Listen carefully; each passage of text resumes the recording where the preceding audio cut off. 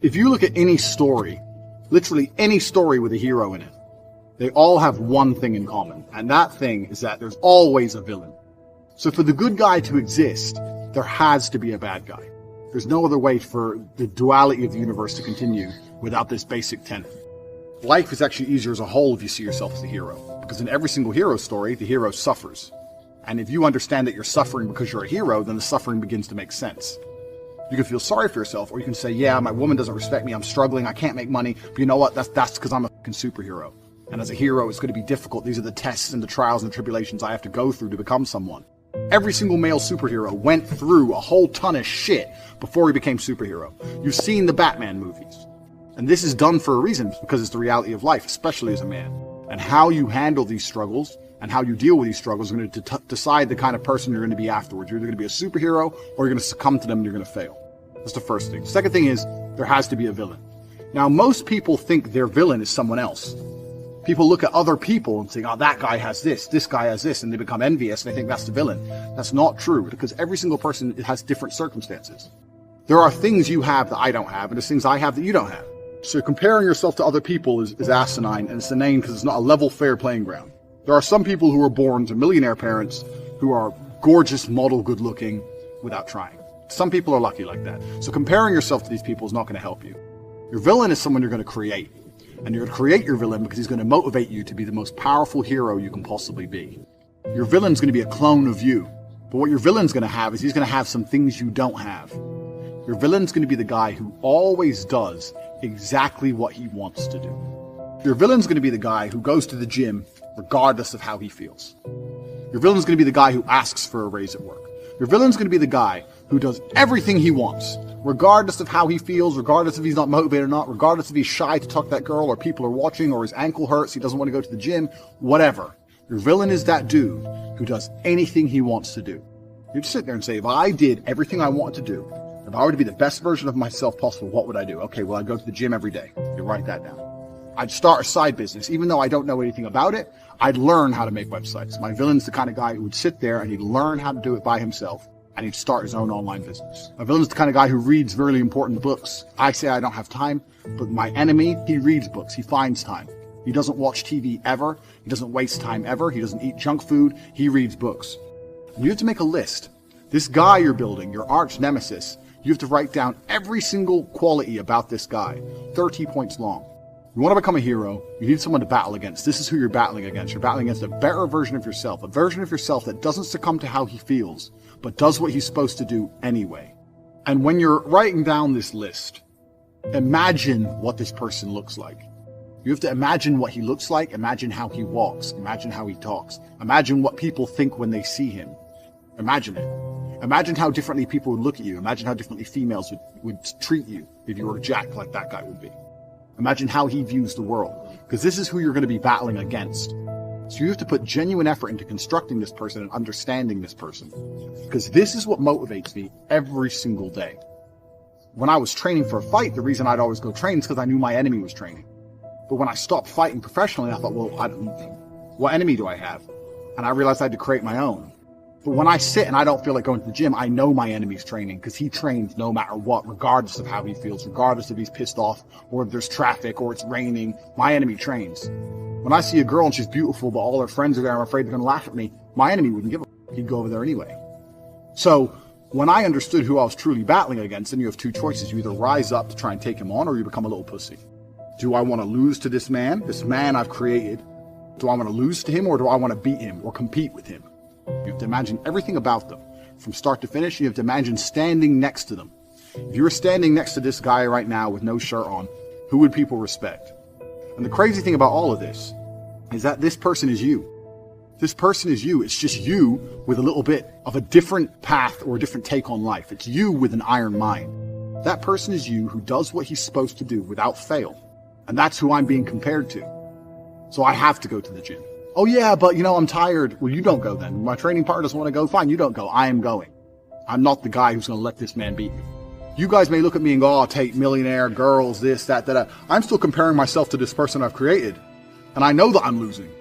That's how I do whatever it takes to succeed, because I know who I'm battling against. Most of you guys have no enemy. Or you have an enemy which is somebody else. You're looking at Justin Bieber or Drake or some shit. That's not going to motivate you. That's pointless.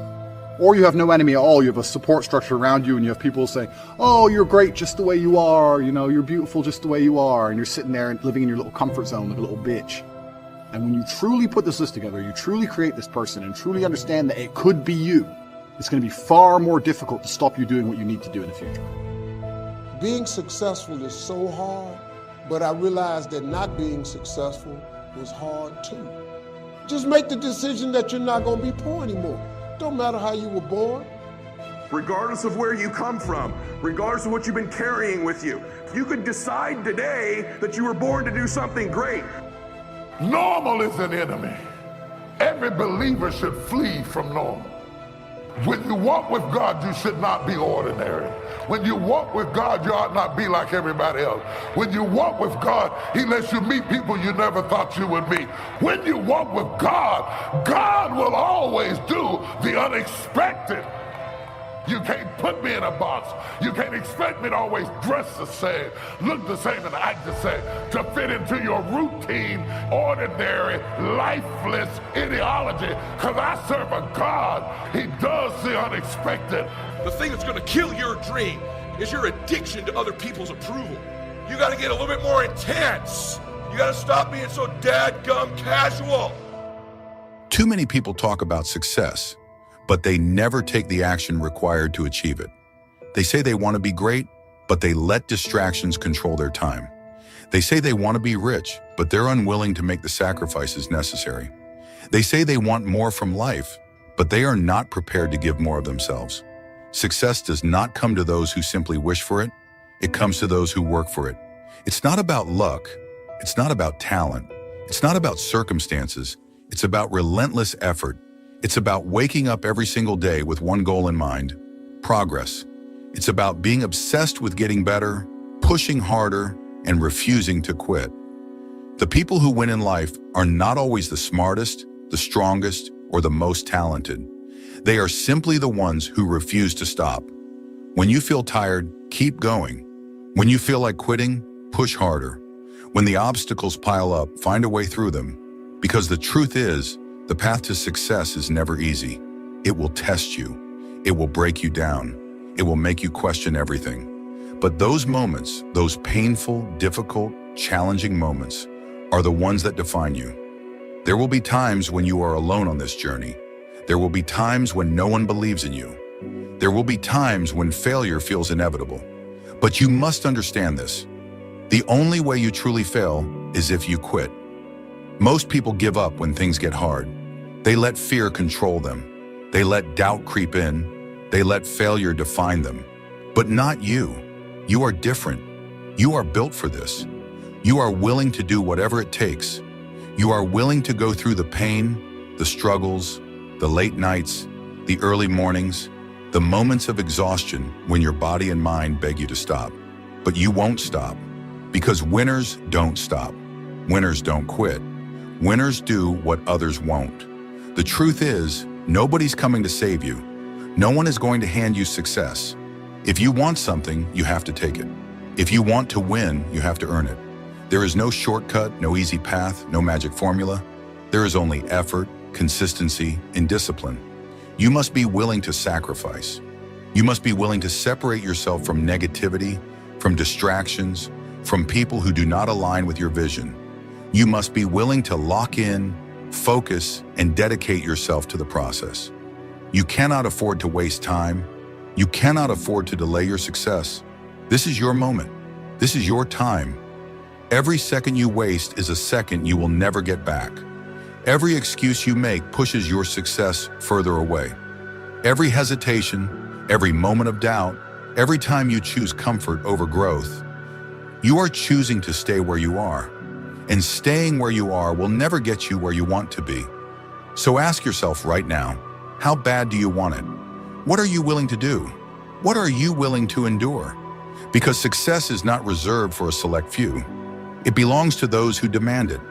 It belongs to those who refuse to give up, who refuse to back down, who refuse to settle for less than what they are capable of achieving. This is not about trying.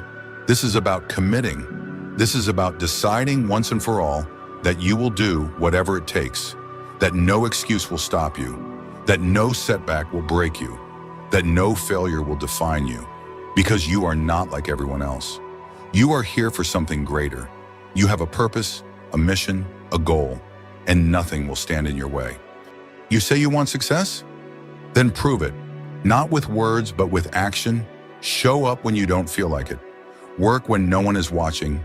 Push forward when everything in you wants to stop. That's what separates the successful from the rest. They don't make excuses. They make progress.